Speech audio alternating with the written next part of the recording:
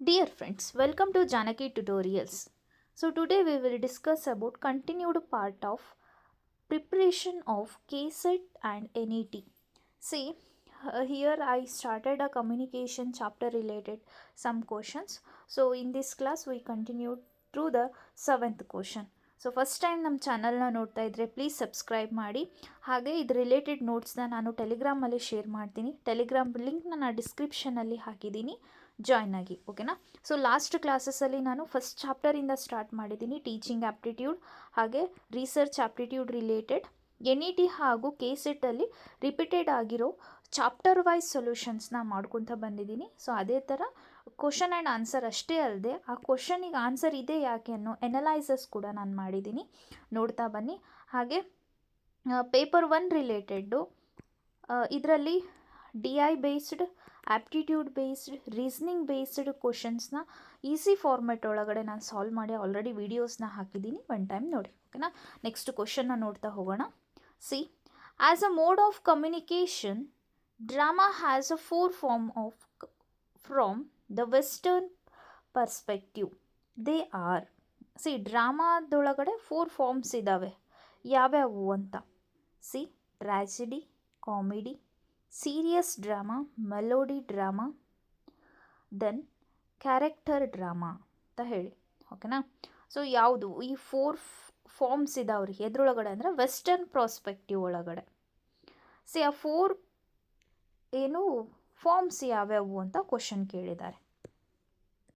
Okay, C ಆಪ್ಷನ್ಸ್ನೆಲ್ಲ observe ಮಾಡ್ತಾ ಬರ್ರಿ, ನೀವು ಜಾಸ್ತಿ ಏನು ಕೇಳಿದ್ದೀರಾ. ಸೊ ಈ ಡ್ರಾಮಾಸ್ ಒಳಗಡೆ ನಾವು ಟ್ರ್ಯಾಜಿಡಿನೂ ನೋಡ್ತೀವಿ, ಕರೆಕ್ಟಾ. ಬಿ, ಕಾಮಿಡಿನೂ ನೋಡ್ತೀವಿ, ಸೀರಿಯಸ್ ಡ್ರಾಮಾಸು ನೋಡ್ತೀವಿ. ಅಪ್ ಟು ABC ಒಳಗಡೆ ನಿಮಗೇನು ಕನ್ಫ್ಯೂಷನ್ ಇಲ್ಲ, ಹೌದಾ.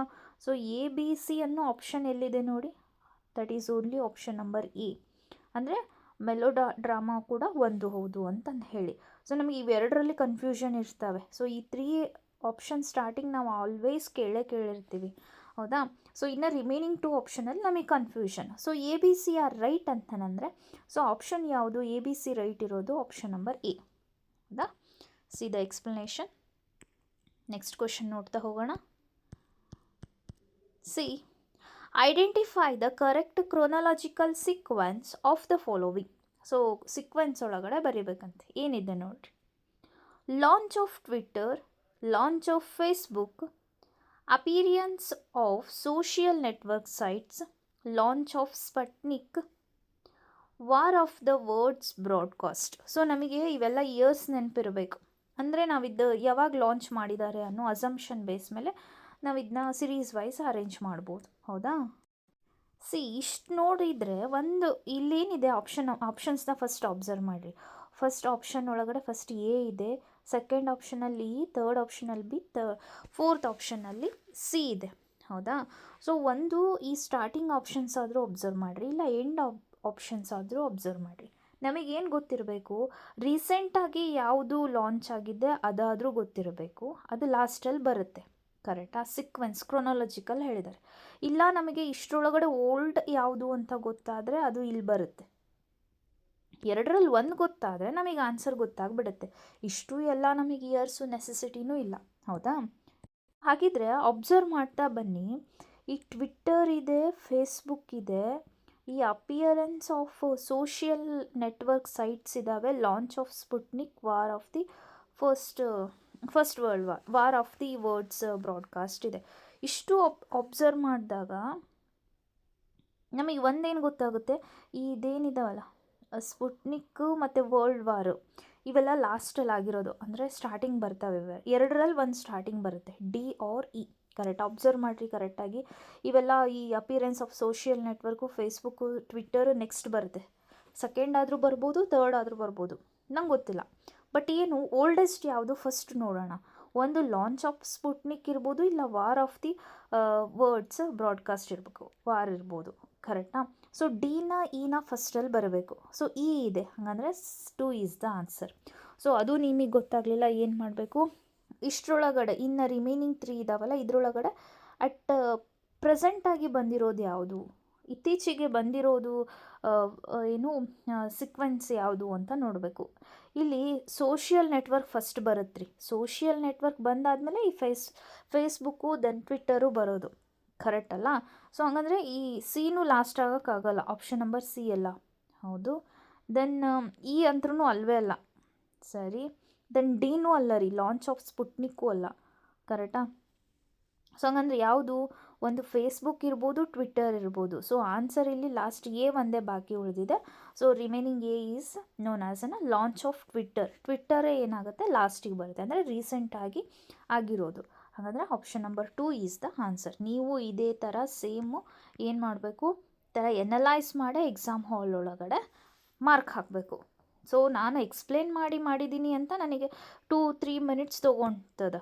ಬಟ್ ನೀವೇನು ಮಾಡಬೇಕು, ಅಲ್ಲಿ ಹಿಂಗೆ ಕ್ಲಿಕ್ಕಾಗಿ ಯೋಚನೆ ಮಾಡಿಬಿಡ್ಬೇಕು. ಸೊ ಫಸ್ಟ್ ಸ್ಟಾರ್ಟಿಂಗ್ ಯಾವುದಾಗ್ಬೋದು, ಎಂಡಿಗೆ ಯಾವುದಾಗ್ಬೋದು. So that is answer. Click ಮಾಡಿ ಹೋಗ್ಬಿಡ್ಬೇಕು. ಇನ್ನೂ ಒಂದು ಏನಂದರೆ, ಎಕ್ಸಾಮ್ ಶೀಟ್ ಇರುತ್ತಲ್ಲ, ಬುಕ್ಲೆಟ್ ಕೊಟ್ಟಿರ್ತಾರೆ ನಮಗೆ. ಸೊ ನೀವು ಡೈರೆಕ್ಟಾಗಿ OMR ಶೀಟಲ್ಲೇ ನೀವು ಈ ಥರ ನಾವು ಭಾರತೀಯರು ಕಂಡಿಡ್ದಂತಹ ಈ ಝೀರೋನ ಈ ಥರ ಸುತ್ತುತ್ತಾ ಕೂಡಬೇಡ್ರಿ. ಏನು ಮಾಡಿರಿ, ಕ್ವಶನ್ ಪೇಪರ್ ಕೊಟ್ಟಾಗ ಅಲ್ಲಿ ಒಂದು ಕ್ವಶನ್ನು ದೆನ್ ABCD ಆಪ್ಷನ್ಸ್ ಇರ್ತವೆ, ಕರೆಕ್ಟಾ? ನೀವು ಇಲ್ಲೇ ಏನು ಮಾಡ್ತಾ ಬನ್ನಿ, ಪೆನ್ಸಿಲ್ಲೋ ಅವ್ರ ಪೆನ್ನ ತೊಗೊಂಡು ಒಂದು ಆಪ್ಷನ್ನಿಗೆ ರೈಟ್ ಹಾಕ್ತಾ ಬನ್ನಿ. ನಿಮಗೆ ಯಾವುದು ಕರೆಕ್ಟ್ ಅನ್ನಿಸ್ತದ ಅವೆಲ್ಲ ಆಪ್ಷನ್ಸಿಗೆ ರೈಟ್ ಹಾಕ್ರಿ first. So first time manage ಮಾಡ್ಕೋಬೇಕು. ಹೇಗೆ, ಪೇಪರ್ 1ಗೆ 1 ಅವರ್ ಇದೆ, ಕರೆಕ್ಟಾ? ಸೊ 45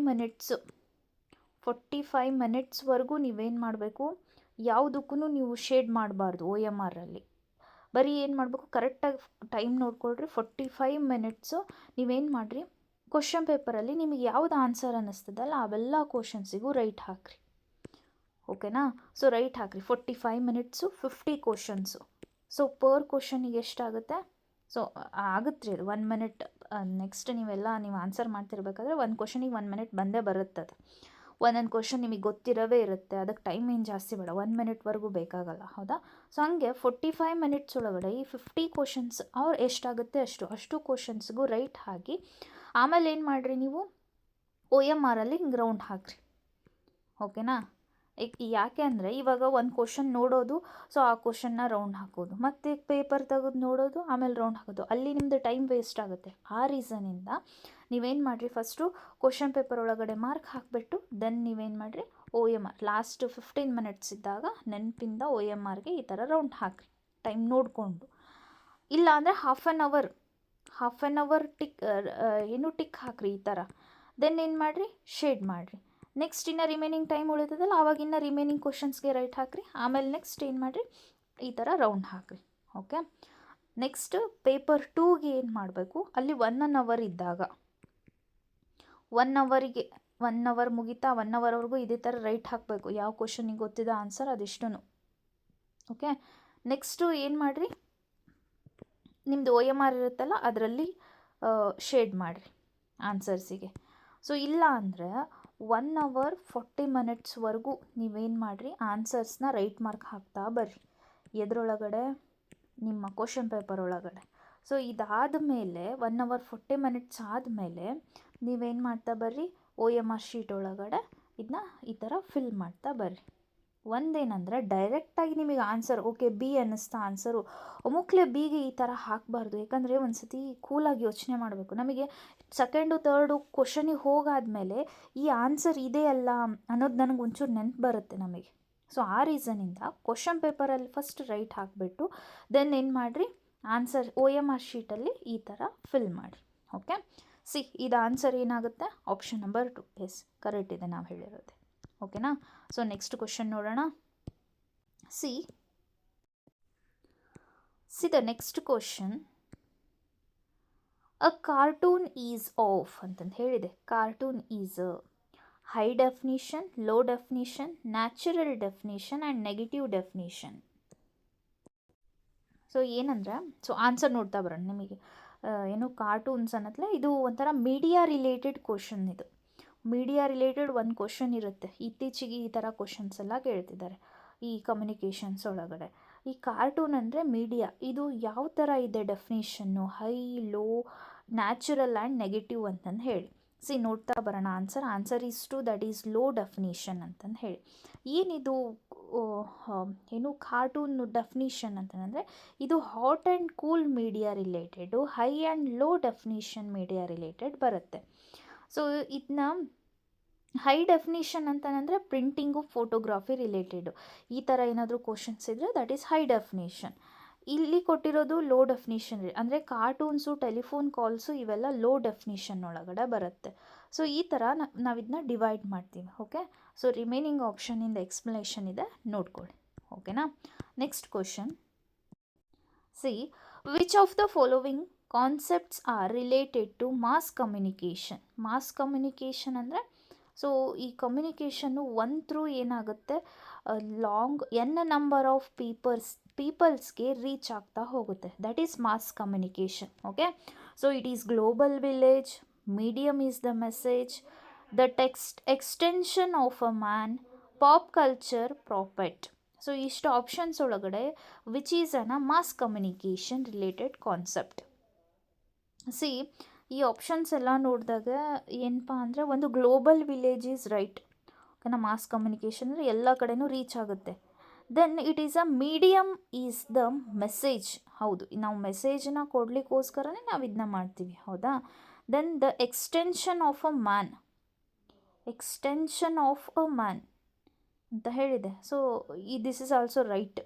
ದೆನ್ ಲಾಸ್ಟ್ ಒನ್ ಏನಿದೆ ಅಲ್ಲ, ಎಕ್ಸ್ಟೆನ್ಷನ್ ಆಫ್ ಅ ಮ್ಯಾನ್ ಅಂತಂದರೆ ಈ ಕಮ್ಯುನಿಕೇಷನ್ ಥ್ರೂ ಏನಾಗುತ್ತೆ, ಈ ಪರ್ಸನ್ಸ್ ಎಲ್ಲ ಇಂಪ್ರೂವ್ ಆಗ್ಬೋದು ಅಂತಂದು ಹೇಳಿ, I mean good will improve ಆಗ್ಬೋದು ಅಂತ. ಓಕೆನಾ. ನೆಕ್ಸ್ಟು ಇಲ್ಲಿರೋದೇ ABC ಅನ್ನೋ ಆಪ್ಷನ್ನು, ಇಲ್ಲಿ D ಅನ್ನೋ ಆಪ್ಷನ್ ಯಾವುದೂ ಇಲ್ಲ, ಐ ಮೀನ್ ABCD ಅನ್ನೋ ಆಪ್ಷನ್ಸ್ ಇಲ್ಲ. ಸೊ ಡಿ ನಮಗೆ ರಾಂಗೇ ಆಗುತ್ತೆ. ಅದಕ್ಕೆ option number 2 is the answer. ಹೌದಾ. See the explanations. Okay, next question ನೋಡ್ತಾ ಹೋಗೋಣ.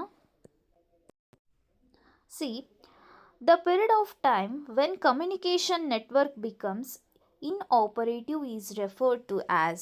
ಸೊ ಕಮ್ಯುನಿಕೇಷನ್ ನೆಟ್ವರ್ಕು ಇನ್ಆಪರೇಟ್ ಆಗುತ್ತಂತೆ ಯಾವ ಟೈಮಲ್ಲಿ? Time fit, up time, down time, load time. So communication ಏನಾಗುತ್ತೆ, ಇನ್ಆಪರೇಟಿವ್, ಆಪ್ರೇಟ್ ಆಗಲ್ಲಂತೆ. ಯಾವ ಟೈಮಲ್ಲಿ ಆಪ್ರೇಟ್ ಆಗದೇ ಇರೋ ಥರ ಆಗುತ್ತೆ? ಸೊ ಟೈಮ್ ಫಿಟ್ ಅಲ್ಲ, ಅಪ್ ಟೈಮ್ ಅಲ್ಲ, ಒಂದು ಡೌನ್ ಇರಬೇಕು ಇಲ್ಲ ಲೋಡ್ ಇರಬೇಕು. ಲೋಡ್ ಟೈಮಲ್ಲೂ ಅದು ಕಮ್ಯುನಿಕೇಟ್ ಆಗ್ತಾನೇ ಇರುತ್ತೆ, ಹೌದಾ. ಏನು, ಈ ಡೌನ್ ಟೈಮಲ್ಲಿ ಕಮ್ಯುನಿಕೇಷನ್ನು ಡೌನಲ್ಲಿಗೆ ಬಂದುಬಿಡುತ್ತೆ ಅಂತ ಹೇಳಿ. ಓಕೆನಾ. So answer is 3, explanation is here. Okay, next ಕ್ವಶನ್ನ ನೋಡ್ತಾ ಹೋಗೋಣ.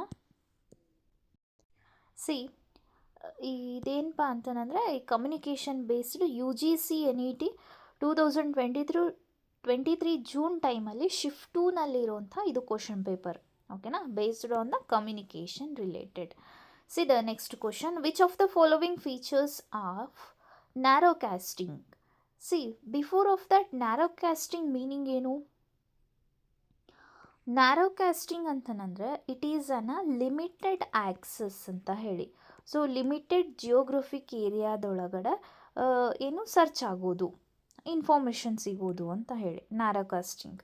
ಸಿ ನಮಗೇನಂದರೆ ಈ ಮೀನಿಂಗ್ ಗೊತ್ತಾಗಬೇಕು. ಈ ಮೀನಿಂಗ್ ಜೊತೆಗೆ ಇವೇನು ಆಪ್ಷನ್ಸ್ ಇದಾವಲ್ಲ, ಈ ಎಲ್ಲ ಆಪ್ಷನಿನ ಮೀನಿಂಗು ಗೊತ್ತಾಗಬೇಕು. ನಾವೇನು ಮಾಡ್ತೀವಿ, ಈ ನ್ಯಾರೋ ಕಾಸ್ಟಿಂಗ್ ಅಂತ ಬಂತು, ಸೊ ಏನಪ್ಪ ಇವಾಗ ನಾವು ಕ್ವಶನ್ ಪೇಪರ್ ಹೆಂಗೆ ಸಾಲ್ವ್ ಮಾಡ್ತೀವಿ, ಇವನ್ ಇದೆ ನಾನೇ ಕ್ವಶನ್ ಪೇಪರ್ ಸಾಲ್ವ್ ಮಾಡ್ತಿರ್ಬೇಕಾದ್ರೆ ನೀವೇನು ಮಾಡ್ತೀರಿ, ಓಕೆ 12th ಕ್ವಶನ್ ಆನ್ಸರ್ ನಾನು ನೆಕ್ಸ್ಟ್ ನೆಕ್ಸ್ಟ್ ಪೇಜಲ್ಲಿ ಅಥವಾ ಇಲ್ಲೇ ಕೆಳಗಡೆನೇ ಕೊಟ್ಟಿರ್ತೀನಿ, ನೀವೇನು ಮಾಡ್ತೀರಿ, ಸಡನ್ನಾಗಿ ಈ ಥರ ಸ್ಕ್ರಾಲ್ ಮಾಡಿ okay answer is A, right.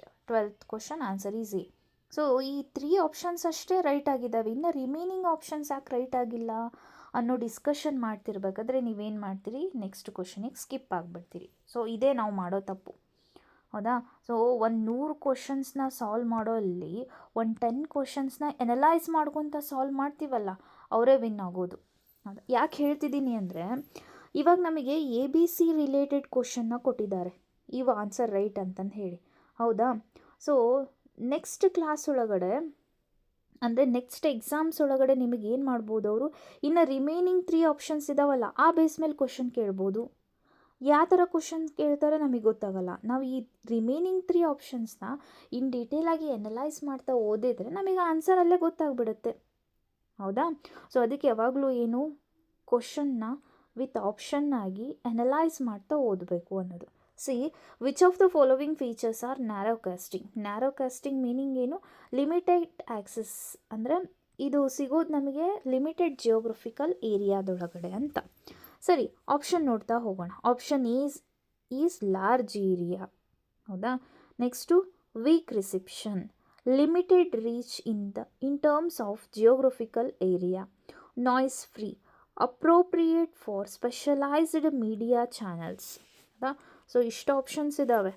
So ನಾನೇನಂದೆ, ನ್ಯಾರೋ ಕಾಸ್ಟಿಂಗ್ ಮೀನ್ಸ್ ಏನಂದೆ, ದಟ್ ಈಸ್ ವೈಡ್, ಏನು ಲಿಮಿಟೆಡ್ ಆ್ಯಕ್ಸಸ್ ಅಂತಂದು ಹೇಳಿದೆ. ಫಸ್ಟ್ ಆಪ್ಷನ್ ಏನಿದೆ, ಲಾರ್ಜ್ ಏರಿಯಾ ರೀಚ್ ಅಂತಂದು ಹೇಳಿದೆ. ಹಾಗಾದರೆ ಯಾವ ಆಪ್ಷನ್ಸ್ನ ಡಿಲೀಟ್ ಮಾಡಬೇಕು? ಫಸ್ಟು ಅಲ್ಲ, ಲಾಸ್ಟು ಅಲ್ಲ, ಕರೆಕ್ಟಾ? ಫಸ್ಟು ಅಲ್ಲ, ದೆನ್ ಥರ್ಡ್ ಒನ್ ಅಲ್ಲ, ಥರ್ಡ್ ಒನ್ನು ಫಸ್ಟ್ ಒನ್ನು ಇದಲ್ಲ. ಓಕೆ, ನೆಕ್ಸ್ಟ್ ನೋಡ್ತಾ ಹೋಗ್ರಿ. ಒಂದು ಕ್ಯಾನ್ಸಲ್ ಆಯಿತು.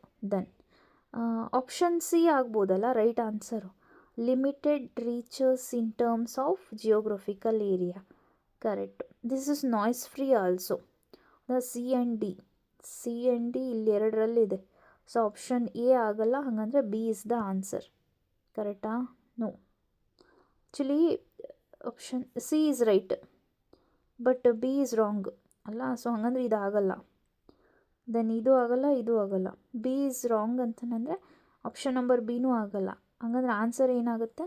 Option number D, that is limited reach in terms of geographical area, noise free, appropriate for specialised media channels. ಓಕೆನಾ? Option number 4 is the answer. See narrow casting involves transmitting information to a specific limited audience contrasting with the broadcasting wide reach. ಏನಂದರೆ ಇದು specific ಇಷ್ಟೇ ಅನ್ನೋದು, ಅಂದರೆ limited access.